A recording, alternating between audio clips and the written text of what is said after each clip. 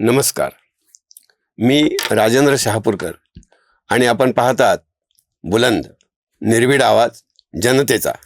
तर मित्र हो, नितीश कुमार यांनी राज्यसभेत जाण्याचा निर्णय घेतला आणि काँग्रेस पक्षाशी जवळीक असलेले झाडून सारे लिब्रांडू बिहारमध्ये आता काँग्रेसला कशी संधी आहे वगैरे सांगत सुटले आहेत.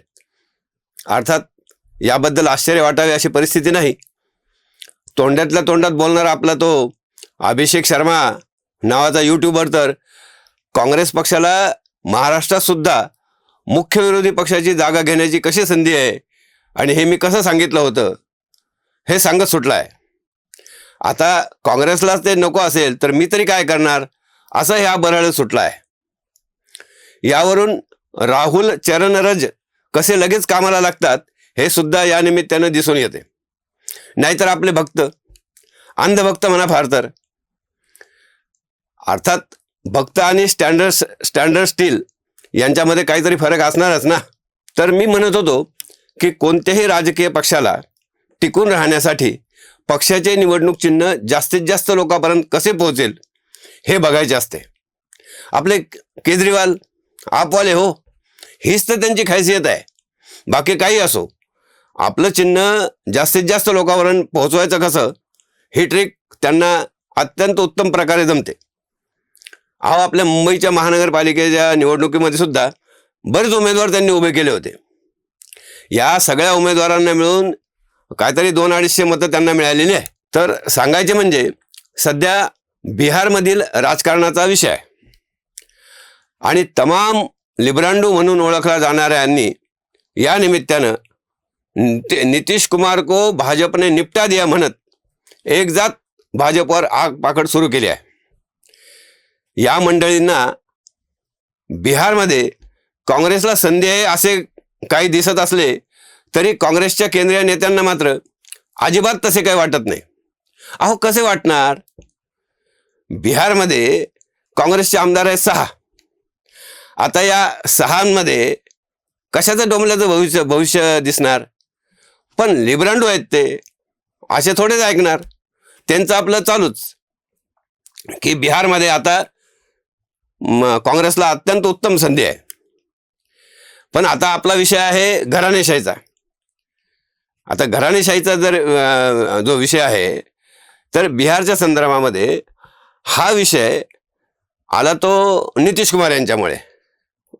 म्हणजे काय झालं की त्यांच्या जनता दल युनायटेड या पक्षामध्ये नितीश कुमार यांची जागा घेईल असा कोणी दुसरा नेताच नाही. खरं म्हणजे ते असे नेते ठेवीतही नसतात. आणि अशा परिस्थितीमध्ये नितीश कुमार यांचे यापूर्वी कधीही चर्चेत नसलेल्या मुलाचं नाव चर्चेत आलेलं आहे. ते म्हणे उपमुख्यमंत्री होणार आहेत, होतीलही कदाचित. तर नितीश कुमार राज्यसभेत जाणार हे नक्की झाल्यावर पक्षातील काही अतिमहत्वाकांक्षी मंडळींची चुळबुळ सुरू झाली आणि तसे होतही असते राजकारणात. नितीश कुमार यांनी एकदा मागे असा प्रयोग करून पाहिला. म्हणजे त्यांनी काय केलं की जीतनराम मांझी यांना काही मुख्यमंत्री करण्याचा त्यांनी एक प्रयोग करून पाहिला. पण तो त्यांच्या एवढ्या अंगाशी आला की आता काय असा ते प्रयोग करतील असे वाटत नाही. म्हणजे नितीश कुमारांनी मांझी यांना एका फटक्यामध्ये माजी करून टाकली ती गोष्ट वेगळी, पण त्यानिमित्तानं पश्चाताप तर झालाच.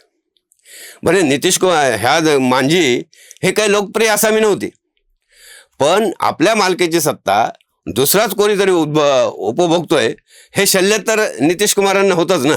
तसे आपले महाराष्ट्रात नाही का सुधाकरराव नाईक यांना मुख्यमंत्री करून शरद पवार देशाचे संरक्षण करण्यासाठी दिल्लीला गेले. पण ज्यावेळी सुधाकरराव नाईक यांनी सत्ता राबविण्याची सुरुवात केली तेव्हा मात्र देशाचं संरक्षण सोडून स्वतःच्या राज्यातल्या राजकारणाचं संरक्षण करण्यासाठी पवार पुन्हा महाराष्ट्रात परतले. हा इतिहासच आहे ना. आपण याला सगळ्यांनीच पाहिलेला, अनुभवलेला इतिहास आहे. आता नितीश कुमार यांची घराणेशाही, ही जी घराणेशाही नितीश कुमारांची आहे ती कितपत चालेल हे आता काही दिवसात दिसेलच. बरं, त्यांचे चिरंजीव पदवीधर आहेत,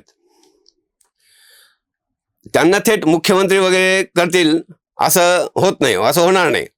कारण एकतर भाजपचे 89 आणि चिराग यांचे 27 आमदार एकत्र केले तर विधानसभेत बहुमत मिळवण्यासाठी अवघ्या 8-10 जागा कमी पडतात. अर्थात या पद्धतीचा विचार भाजप करणार नाही हे निश्चित. नितीश कुमार यांच्याकडे 85 आमदार आहेत. त्यांना तेजस्वी यादवचे आमदार जरी जोडले तरी त्यांचे बहुमत होत नाही. त्यामुळे तशी काही काळजी करण्याची गरज नाही आणि नितीश कुमारही तसं काही करणार नाही. त्यांच्याकडे ती आता आज ताकद नाही आहे.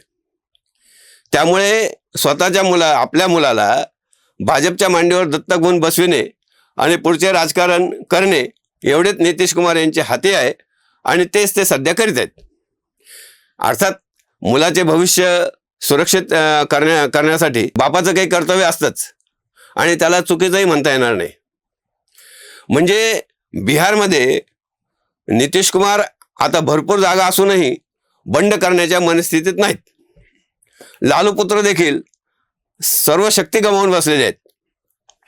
भाजपने जातीय गणिते इतके पक्के केली आहेत की बिहारमध्ये आता त्यांनी बिहारचा जे नितीन नबीन आहे त्यांनाच राष्ट्रीय अध्यक्ष केलेले आहे.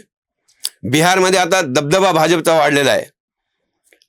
चिराग पासवान यांची महत्वाकांक्षा आहे मुख्यमंत्री होण्याची, पण भाजपची साथ सोडून त्यांच्या हाती तोंडावर आपटून घेण्याशिवाय दुसरं काही दिसत नाही आणि तसा ते धोका पत्करतील असंही काही वाटत नाही. या सगळ्या घडामोडीतून घराणेशाहीच्या काही मर्यादा स्पष्ट होतात. म्हणजे बिहारमध्ये नितीश कुमार यांची घराणेशाही पुढे सरकेल ही शक्यता अंधुकच दिसते. आता आपल्याकडेच पहा ना, म्हणजे अजित पवार यांच्या आकस्मिक निधनानंतर त्यांच्या पत्नी सुनेत्रा पवार यांना उपमुख्यमंत्री म्हणून जबाबदारी मिळाली. चिरंजीव पार्थ राज्यसभेत प्रवेश करीत आहेत. मग या घडीला पवार घराण्यातील म्हणजे बारामतीच्या पवार घराण्यातील 5 सदस्य लोकप्रतिनिधी आहेत. पण शेवटी या घराणेशाहीला देखील मर्यादा आहेत. भावनेच्या भरात राजकारण केले जाते तेव्हा वास्तव पडद्याच्या आड लपून राहते. गांधी घराण्यात 3 खासदार आहेत. स्टॅलिनच्या घराण्यात 3 आहेत. अखिलेश यादव याच्या घराण्यात 4-5 आहेत. पण या सगळ्या घराणेशाहीमुळे राजकारणात काही गुणात्मक बदल होतात असं म्हणता येईल का? तर तशी अजिबात परिस्थिती नाही. पुढच्या निवडणुकीत पवार घराण्यातील आणखीन कोणीतरी राजकारणात येईल. म्हणजे मिठाईचे व्यापारी नाही का, दरवर्षी नव्या शहरात दुकान उघडतात, पण त्यामुळे त्यांची चव आणि दर्जा यांची चिंता करावी लागते. राजकारणात तसे काही नाही. आमदारकी खासदारकी यांचे जन्मसिद्ध अधिकार प्राप्त होतात. सभागृहात चमक दाखवण्याची सक्ती या लोकांवर असतेच असं काही नाही. तर असं सर्व सुरू आहे. आपल्याकडे अनेक चांगले लोकप्रतिनिधी देशभर आहेत. निवडणुकीत ते चांगल्या प्रकारे लढा देऊन निवडूनही येतात. उत्तम काम करणारे लोकप्रतिनिधी दीर्घकाळ टिकतात. आता घराणेशाहीच्या प्रतिनिधींना जरा झुकते माप मिळते, पण म्हणून ज्यांना राजकारणात संधी हवी आहे त्यांनी पुढच्या जन्मी राजकीय घराण्यात जन्म घ्यावा, किंवा अगदी सोपं म्हणजे अशा घराणेशाहीमध्ये सोयरीक जमवावी, अर्थात स्वतःच्या जोखमीवर. तर मित्रहो, घराणेशाहीच्या संदर्भामध्ये आजचा हा एपिसोड आपल्याला कसा वाटला जरूर कळवा. लाईक करा, सबस्क्राईब करा आणि जरूर कळवा. आपण आता भेटत जाऊ. तूर्त एवढेच. धन्यवाद.